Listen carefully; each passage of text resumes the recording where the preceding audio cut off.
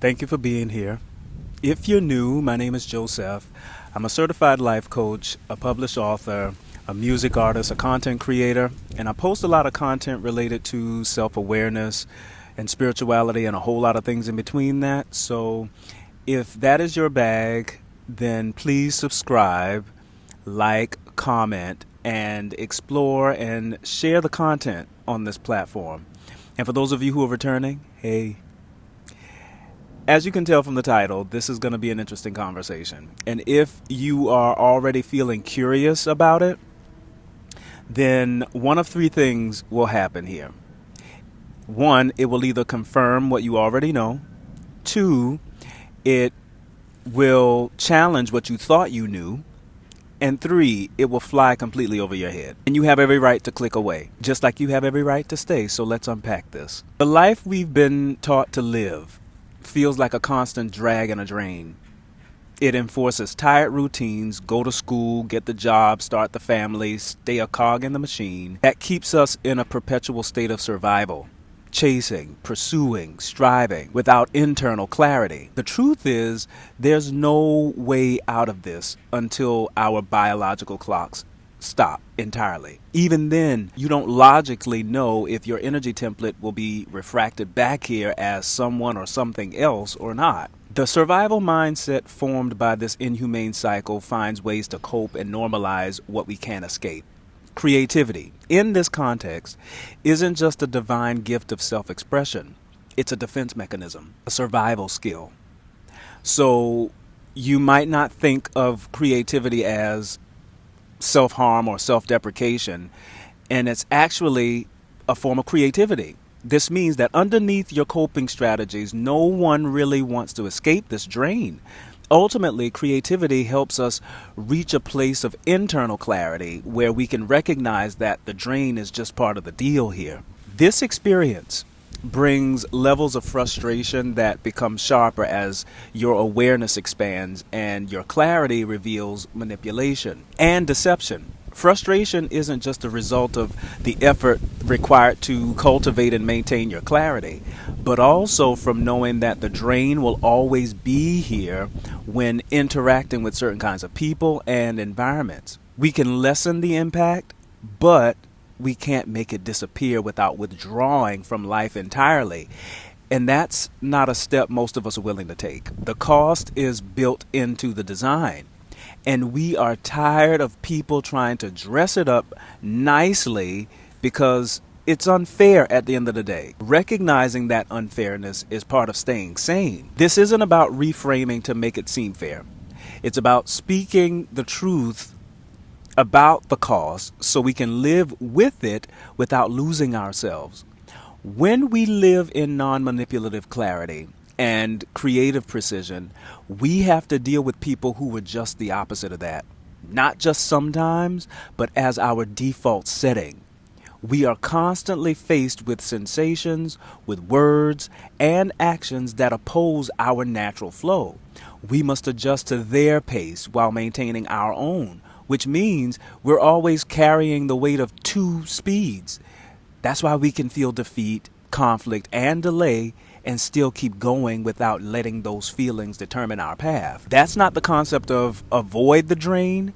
Instead, it's about the capacity in the drain. And the only release is through ongoing self-maintenance. Grounding, not to erase the frustration, but to prevent it from destroying us from within, allowing small pockets of relief to be enough to keep us going, even if we don't know when or if we'll be fully met in this lifetime. Accepting that the mask is gone and that we can't and won't blend just to make the environment easier. This is an unromantic, messy survival art form of building the capacity to walk through an insane asylum experience every day without forgetting we're sane. On the journey toward that inner sanity, we are given the mental, emotional, and somatic tools to process and release the strain of living in clarity within a distorted field. That's not the missing piece.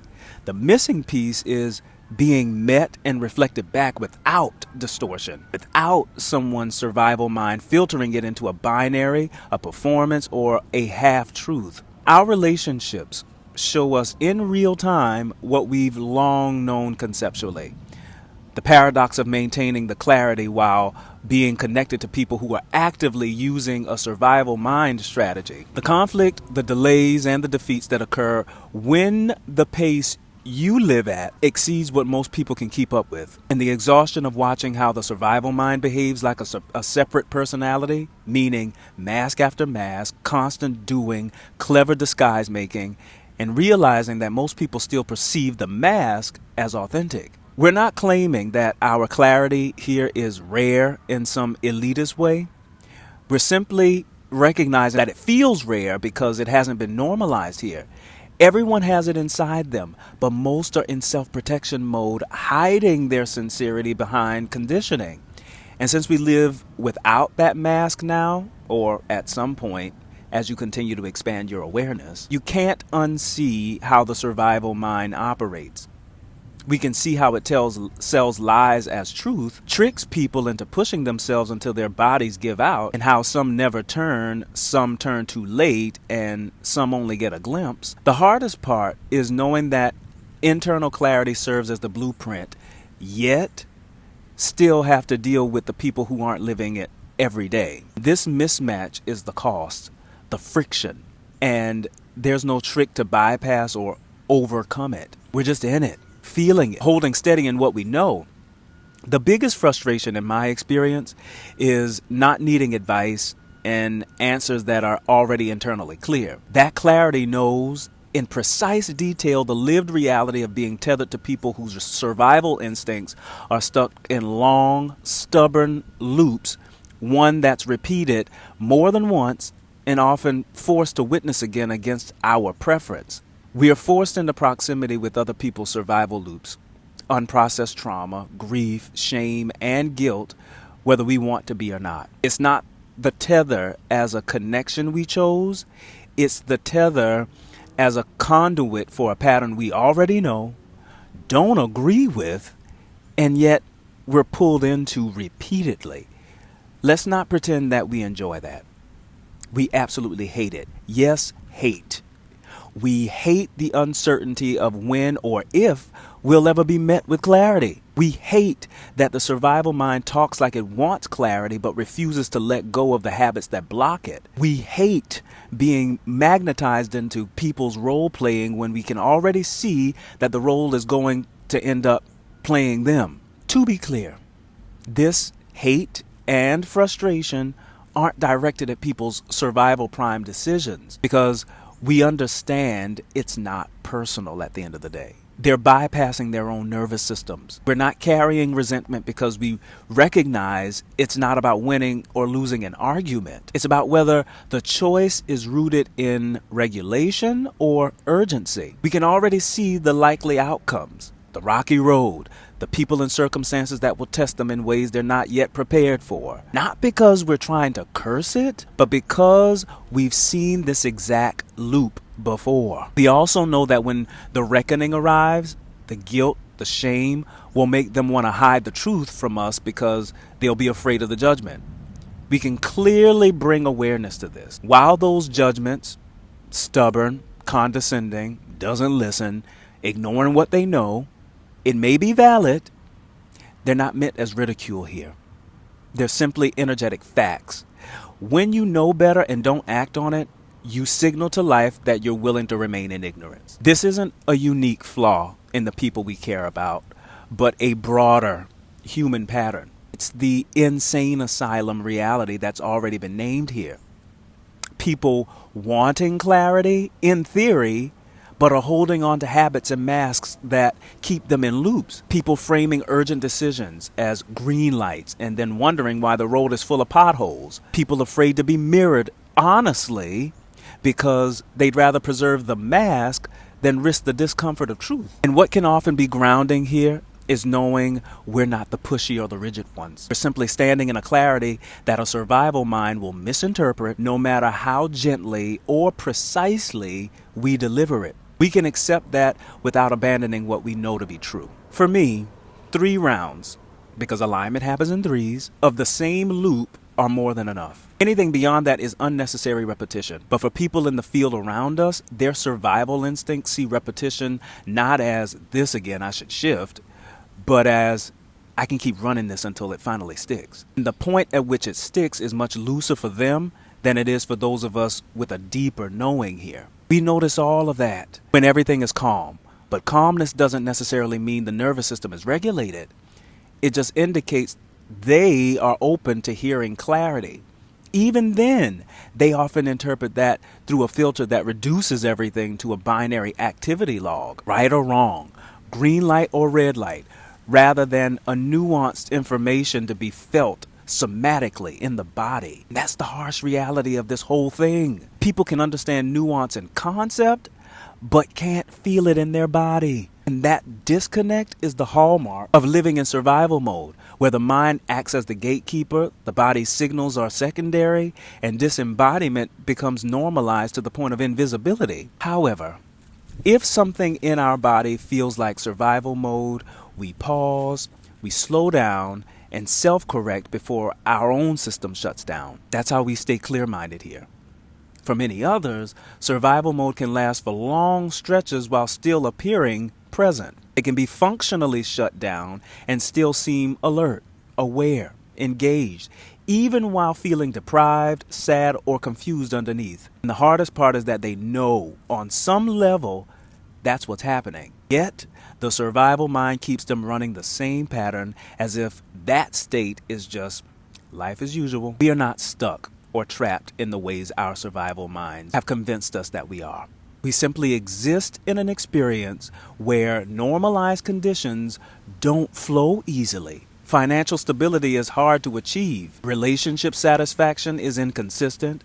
Material security is unreliable at best. And it's not because our sun, moon, and rising are all conjunct 12 houses. It's not because our crystals aren't clean, or the tarot deck gave us a dozen tower cards, or that we're seeing dozens of repeating number sequences, or that several planets are retrograding. It's not because our human design self and not self themes are clashing. And it's not because the devil is busy and God is busier. It's because we've been coded to find clarity in unclear survival driven situations, to maintain sanity in chaotic environments. And clarity ain't always cute here. Therefore, the external world around us is aligning with our inner rhythm, quietly or loudly dismantling old structures, sparking reinvention, and urging us to refine or redefine our lesson for being with a different framework. The constant tension between armor and ease and clarity and chaos isn't a curse. It's part of how we shape form from formlessness. It's a lifetime of rebirth experiences where longing for stability meets the need to create beauty in the mess. The repeated cycles, the waves of satisfaction followed by disappearance, aren't a failure, but it's an existential rehearsal. We develop depth by staying present through every collapse and rebuild. Essentially, our unique energetic blueprints match our lived reality here. No one is being sabotaged. We're all riding the energetic tides where our body's intelligence becomes stronger, more refined, and better regulated than the dysregulated conditions. By observing ourselves holding our ground through each shift, we're living the mastery that others only understand in theory. So basically, feeling raw, dragged, and drained is our lot in life, whether things are going the way we prefer them or not. But not in the life is just suffering kind of way, but in the sense that our personal blueprint keeps us exposed to the truths of things without much insulation. Even when circumstances line up in our favor, we're still open enough to feel all the undercurrents. That includes the instability beneath stability, the shifting patterns beneath the moment of peace. The rawness isn't a flaw in our system. It's literally part of our build. For most people, the survival mind and societal conditioning create buffers that dull those sensations. However, because some of us can't help but feel it, there's no way to fully armor against it without also dulling our own clarity. So, the work becomes living exposed without being drained, cultivating somatic ways to release the excess charge so we can stay present without drowning in it. It's why I often describe this life as both a messy gutter and an anchored luxury. We, in our own way, inhabit the space where both realities meet, and we're constantly translating between them. The toll it takes on the mental, emotional, and physical body is what most spiritual frameworks often overlook. We do a lot of the deep work of transforming our mess into clarity, accuracy, and the ability to hold paradox without flinching. We are all worthy of the reflections we desire. The clean, sustainable, real-time support that would meet us at that same frequency. But instead, we end up living in the extended gap between what we embody and what's reflected back. That's the punishment. Not because we're being taught a lesson, but because the field around us hasn't yet reorganized to match our level of operation. And staying in that mismatch too long without relief becomes excessive. It erodes edges, it warps timelines, and strains our sanity. We can honor the scraps, even alchemize them, but honoring isn't the same as preferring, and we've been forced into that distinction for far too long. It's like holding the last note of a song after the band has stopped playing. The body still vibrates with the truth, but without the support, the sound becomes a strain instead of a resonance. This isn't about capacity anymore. It's about how much longer you can be forced to live in capacity without reciprocity before the messiness of it all causes us to collapse. That's the sick part of the system we're caught in right now. The grid is designed to lure people with a rescue at their breaking point. But when we see past the distortion, we don't find relief most people seek. Instead, we see the strings. We see the trick floor beneath the stage. We see the contract that comes with the so-called opportunity, the energy cost, the hidden agenda, the way it keeps us circling the same cycle. And because we don't fall for the bait, the system doesn't reward us with the temporary comfort it offers to the obedient. It just keeps us in that rawness for too long, which is its own kind of psychological warfare. That's the cost for discernment within a distorted system. If you can't be deceived, you won't receive their fake mercy. If you can't be bought, you won't get their conditional help. If you can't be seduced into the cycle, you get to observe it unfold without you, while you stand outside, carrying your clarity alone. And the cruel irony is that this ability to see clearly is precisely why we should be met with straightforward, genuine, and stable support. But until reflection catches up, it feels like clarity itself becomes a form of exile. This shifts into more about endurance in an environment that continually tests our limits without ever truly meeting them. And there's a subtle silence in being forced to hold on to clarity without reciprocal support that would allow us to rest in it. And this is no longer an asking game. No one is asking for a utopia. We're demanding a simple, real-time, sustainable reflection of how we live so that our clarity isn't always the lone torch in the dark. But the longer that torch stays lit without being responded to, the more we risk burning ourselves out with it. It's not about a time clock focus as much as it's about conserving your energy. We know we'll keep showing up with clarity because that's our foundation. But we also recognize there's a point where the body, the heart, and the mind all start wondering, at what cost? And when the answer keeps being, at the cost of your existence clarity, that's when the realness threatens to overwhelm us. Yet, we continue to be activated by people, places, and circumstances we'd rather avoid. And this raises the question whether activation is purely human or shaped by trauma. I believe that what we call activation exists on both of those concepts, human and the trauma influence. But the difference lies in what's actually being touched in the moment and what controls the situation once it's touched.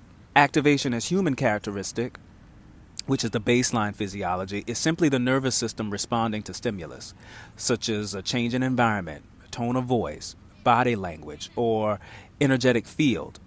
It's neutral at this level. Activation as a trauma response, which is a distorted baseline, occurs when trauma remains stored unprocessed in the body. This causes the the baseline to become warped. The body still takes in information, but the interpretation is filtered through old danger maps. Even a neutral or a potentially nourishing stimulus can be misinterpreted as a threat or a test, triggering protective strategies instead of open engagement. And this leads to chronic mismatches I've already described here. In other words, a person's body reacts as if it's in survival mode even when their mind desires connection or clarity. Because we're living in a greater time of clarity, the baseline human activation is sharp and accurate, constantly sensing what we feel as it happens.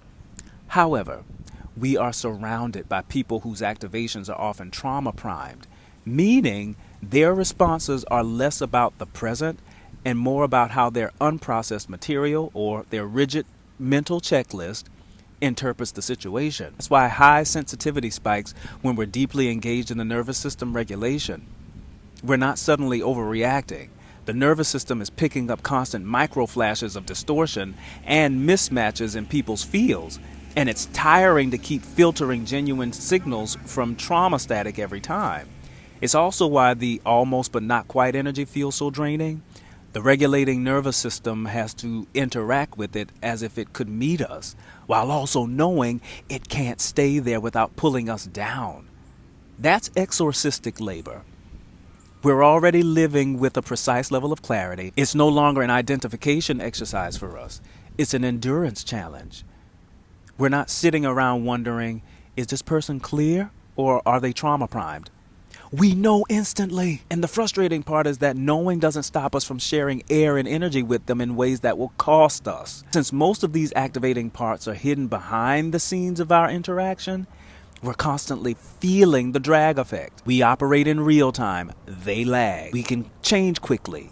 They need several attempts and some crashes and burns before change is recognized. We embody clarity alone. They rely on us to borrow it without being prepared to maintain it. That's why knowing instantly doesn't mean it's done right away. In a distorted field, the knowing is instant, but the effect lasts longer. The environment can't keep up. And we can't force it without becoming what we refuse to be, which is coercive, inauthentic, deceptive, or manipulative. We carry the paradox of having clarity within ourselves that still has to move through other people's confusion, and there's no easy way to deal with how unfair that feels.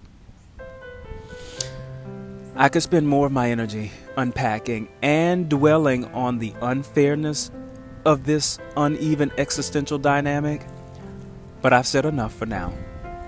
And the core of it comes down to this. We feel scared, lonely, unseen, and untouched, enduring contradictions, experiencing ego deaths, and carrying others' becoming while silently grieving our own unmet longings. The silence is loud, yet we are the only ones who can decode the language to turn down the volume. This is the ever after they don't talk about.